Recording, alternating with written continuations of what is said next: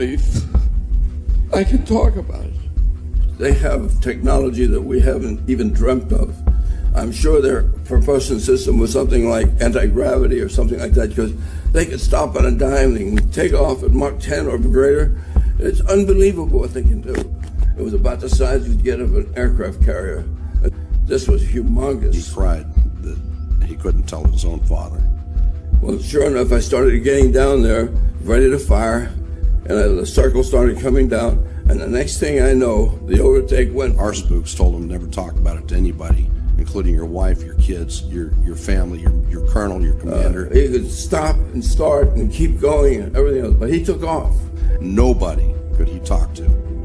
Mach 10 in an airplane that doesn't go Mach 10. You know, airplanes don't go Mach 10. And he took off, and in 2 sweeps on the ground, he was off their scope. He was off my scope sooner than that. But as soon as that happened, the mission was over, and I couldn't fire. Disclosure is what we need.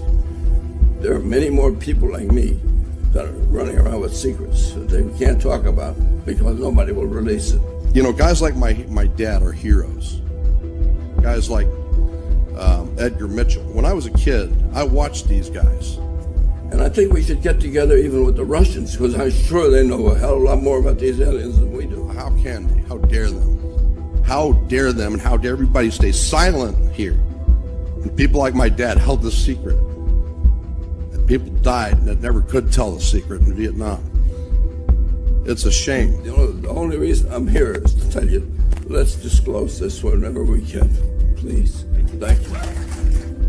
And yet, the media has blasphemized these great men.